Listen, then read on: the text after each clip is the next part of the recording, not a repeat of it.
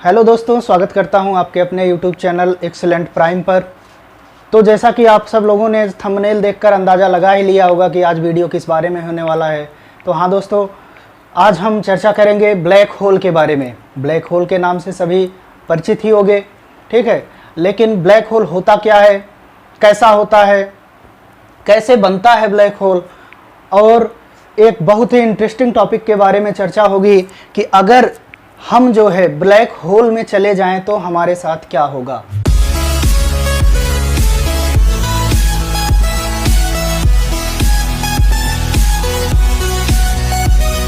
तो दोस्तों, अगर आपको वीडियो अच्छा लग रहा है तो प्लीज़ सब्सक्राइब करिए, लाइक करिए और कमेंट करिए और अधिक से अधिक शेयर करिए, जिससे सभी लोग ये वीडियो देख सकें और समझ सके ब्लैक होल के बारे में और फिजिक्स की घटनाओं के बारे में।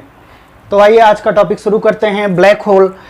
ब्लैक होल के नाम से तो सभी लोग परिचित हो गए कि ब्लैक होल होता है कुछ तो कुछ लोगों को जानकारी होगी ब्लैक होल के बारे में थोड़ा बहुत, और कुछ लोग सिर्फ नाम ही सुने होंगे, कुछ और बहुत से लोगों को इसके नाम के भी बारे में पता नहीं होगा। तो आइए हम आपको बताते हैं कि ब्लैक होल कैसे बनता है और क्या होता है। और हाँ, जो इंटरेस्टिंग टॉपिक हमने बताया कि अगर हम ब्लैक होल में कूद जाएं तो क्या होगा, गिर जाएं तो हमारे साथ क्या होगा। तो ब्लैक होल जो होता है, इसका एक हिंदी का नाम जो है कृष्णिका विवर भी है, कृष्णा विवर भी है। कृष्णा मतलब काला होता है, ब्लैक। अच्छा, इसका नाम ब्लैक होल किस लिए पड़ा, तो आइए देखिए। ब्लैक होल जो होता है वो एक बड़ा सा छिद्र होता है। आप लोग थंबनेल में देखे होंगे कि बड़ा सा एक छिद्र टाइप का होता है और यहाँ पे हमें कुछ दिखाई नहीं देता है, यहाँ पे कुछ नहीं दिखाई देता है। इसका ब्लैक रंग का दिखने का कारण, इसके ब्लैक रंग का दिखने का कारण सिर्फ एक ही है कि यहाँ से जो प्रकाश की किरणें जाती हैं वो वापस नहीं आ पाती। आपको पता होगा कि लाइट जहाँ से रिफ्लेक्ट होती है वापस आती है, उसी वस्तु को हम लोग देख पाते हैं। तो यहाँ से अगर प्रकाश की किरणें अंदर चली गई और वापस नहीं आई तो हमको ये ब्लैक रंग का दिखाई देगा। अब ये प्रकाश की किरणें वापस क्यों नहीं आती हैं कि यहाँ पे गुरुत्वाकर्षण जी का मान जो होता है, गुरुत्वीय बल इसका बहुत ज़्यादा होता है, गुरुत्वाकर्षण बहुत ज़्यादा होता है, जिससे कि प्रकाश की किरणों को भी अपनी तरफ खींच लेता है और वापस नहीं आने देता है। 19वीं सदी में इसके बारे में खोज किया गया था। सबसे पहले एक फिगर लिया गया था, अंतरिक्ष की फोटो ली गई थी जिसमें एक ब्लैक डॉट दिखा था। उस फोटो में ब्लैक डॉट दिखा था, धब्बे दिखे थे।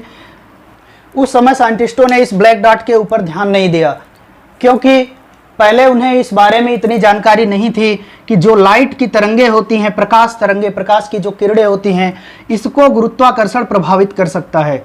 जी बल, गुरुत्व बल इसको प्रभावित कर सकता है। उन्हें ये पता नहीं था। उन्हें लगता था कि लाइट जो होती है वो गुरुत्व से स्वतंत्र होती है, गुरुत्वाकर्षण से इसका कुछ लेना देना नहीं होता है। लेकिन दोस्तों 1915 ईस्वी में, 1915 में आइंस्टीन ने ये पता लगाया कि जो प्रकाश की किरणें होती हैं, गुरुत्व बल उस पर भी काम करता है। मतलब गुरुत्वाकर्षण के कारण उनका भी मार्ग बदल जाता है।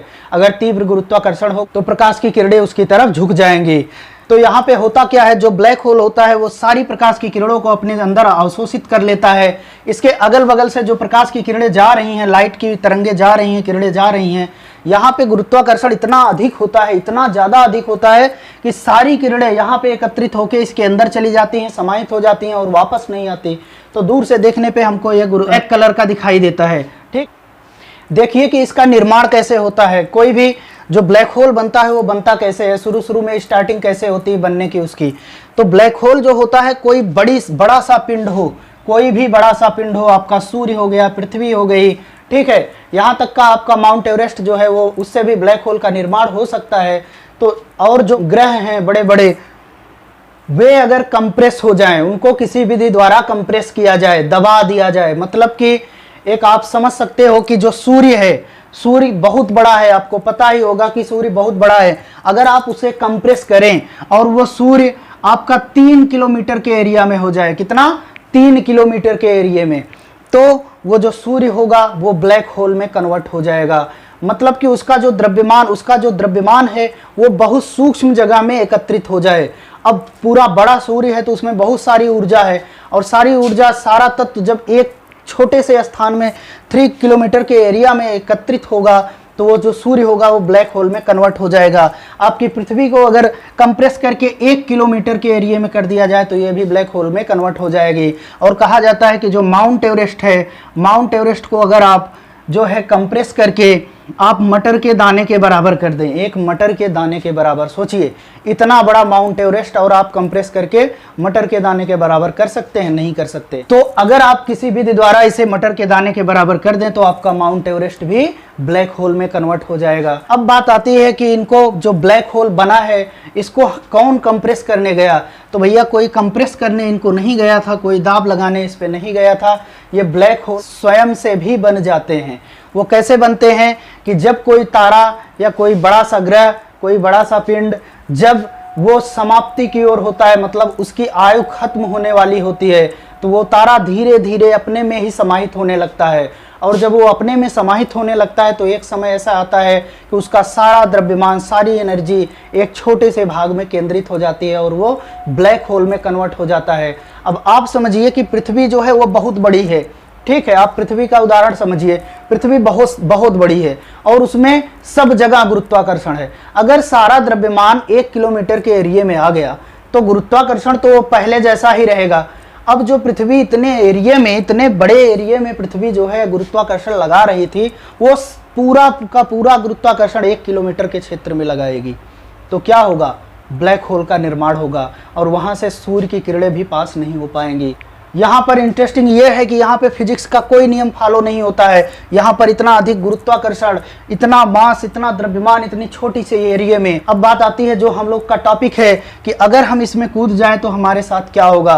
तो आप अगर इसमें कोई वस्तु गिराएं या खुद स्वयं कूद जाएं तो जैसे जैसे आप इसमें इंटर करेंगे ऊपर से, धीरे धीरे सबसे पहले गुरुत्व बल इतना ज़्यादा होता है कि सबसे पहले आपका पाँव इसमें इंटर करेगा। तो जब पाँव इंटर करेगा तो सबसे पहले आपके पैर पे क्या लगेगा? गुरुत्वाकर्षण।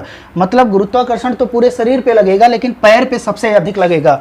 अगर कोई व्यक्ति इसमें कूद रहा है तो उसके पैर पे सबसे पहले गुरुत्वाकर्षण लगेगा और ये गुरुत्वाकर्षण जो होगा ये इतना अधिक लगेगा कि पैर को अपनी तरफ खींच लेगा और आप ऐसे रबर की तरह खींचते चले जाएंगे। जैसे जैसे आप इंटर करेंगे आपका खिंचाव और अधिक होता जाएगा। इसमें दो कंडीशन हो सकती है, या तो आप जलकर राख हो जाएं इसमें पहुंचते ही, या तो आप इसके अंदर पहुंच जाएंगे।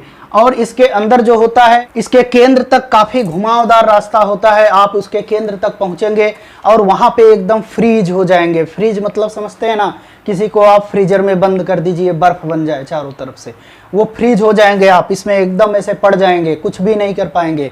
और यहाँ पे समय भी स्थिर हो जाएगा, समय भी बाहर जैसे समय जैसा नहीं रह जाएगा। और हो सकता है कि आपकी सोचने की शक्ति भी खत्म हो जाए, या आप किसी नए ग्रह पे पहुंच जाएं, आप कहीं नए जगह पे पहुंच जाएं। लेकिन इसमें अंदर जाने के बाद यहाँ पर समय, आप ध्यान से समझिए, समय और स्पेस। स्पेस मतलब आपको पता होगा जो ये खाली स्थान है। स्पेस और समय दोनों का कोई महत्व नहीं होता है। आप समय का भी गणना नहीं कर सकते हैं। हो सकता है आप पूरा जीवन इसमें बिता दें, ठीक है, आपको इस बारे में समझाता हूं कि आप पूरा जीवन कैसे बिता सकते हैं इसमें। और स्पेस का भी कोई महत्व नहीं होता है, मतलब आप मुड़ के पीछे भी नहीं देख सकते, जैसे हैं वैसे फ्रीज रहेंगे और पूरा जीवन आपका निकल जाएगा इसमें। वो कैसे होगा कि आप कहेंगे कि खाने के लिए नहीं मिलेगा तो हम पूरा जीवन कैसे बिता सकते हैं। तो आप पूरा जीवन बिता सकते हैं, क्योंकि यहाँ पर समय जो होता है उसकी गति बहुत अधिक हो जाएगी और आपका टाइम जल्दी बीतेगा।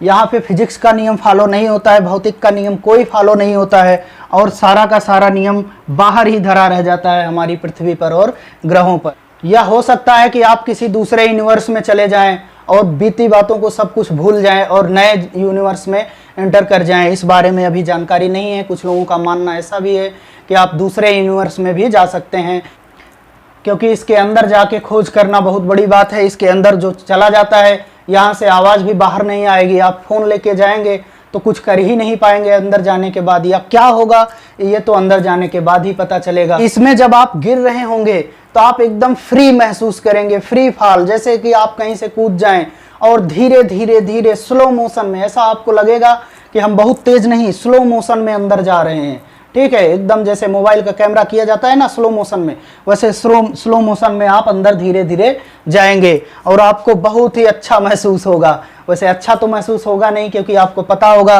कि यहाँ से लौट के वापस आने वाले नहीं हैं। लेकिन आइंस्टीन ने इसका नाम क्या दिया था, आपको जान के हैरानी होगी। आइंस्टीन ने इसका नाम दिया happy thought. Happy thought.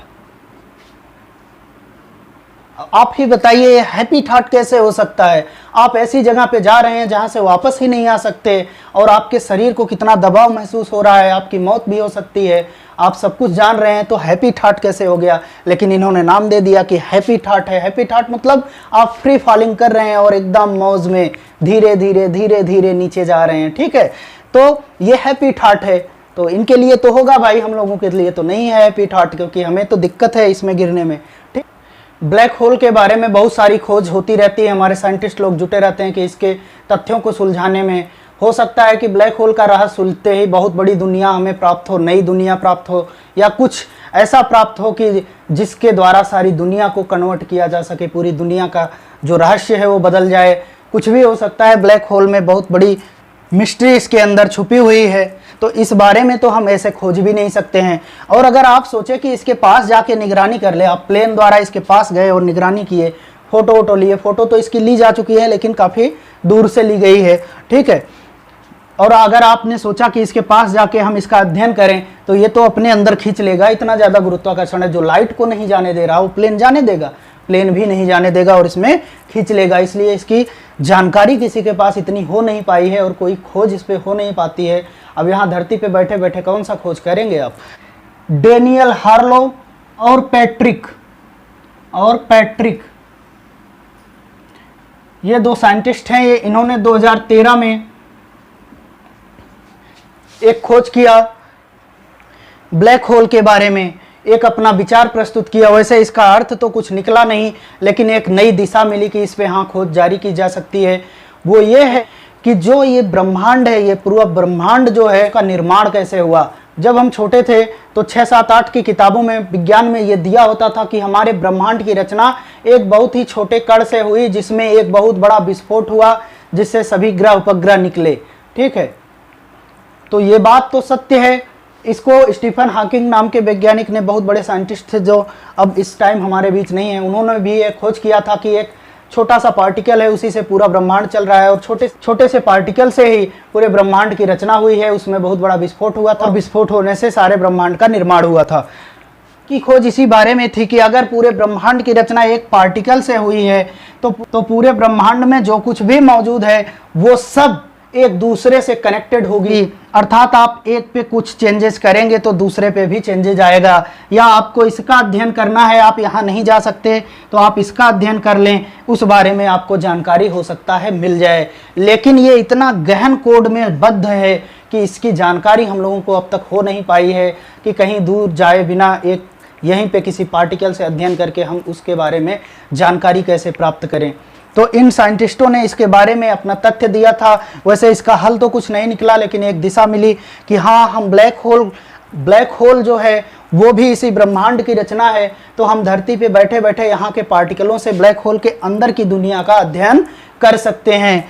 Quantum physics के अंदर भी इस बात की मौजूदगी मिलती है कि क्वांटम फिजिक्स में भी यही है कि हर जो ब्रह्मांड के कण छोटे छोटे हैं, सभी एक दूसरे से कनेक्टेड हैं। आप इस दुनिया के किसी परमाणु को थोड़ा सा भी डिस्ट्रैक्ट करते हो तो कि यहाँ दुनिया के जो बाहर है कोई परमाणु, इस गैलेक्सी के बाहर है जो परमाणु, उसमें भी कुछ असर देखा जा सकता है इसका। तो इतने गहन रूप से एक दूसरे से कनेक्टेड हैं सारे पार्टिकल, पूरे पृथ्वी के बाहर ब्रह्मांड के सारे पार्टिकल एक दूसरे से कनेक्टेड हैं। तो दोस्तों, अगर आप एक पार्टिकल में चेंजेस करोगे तो दूसरे में भी दिक्कत उत्पन्न होगी। तो अगर ऐसा हुआ तो हम ब्रह्मांड के बाहर की चीज़ों को भी अध्ययन कर पाएंगे। लेकिन इसमें प्रॉब्लम ये है कि हम अगर दुनिया के सबसे तेज चलने वाले कंप्यूटर को लेकर बैठें और इस कोड को डिकोड करने की कोशिश करें तो इतना लंबा वक्त लगेगा कि ये जो ब्लैक होल है ये स्वयं ही नष्ट हो जाएगा।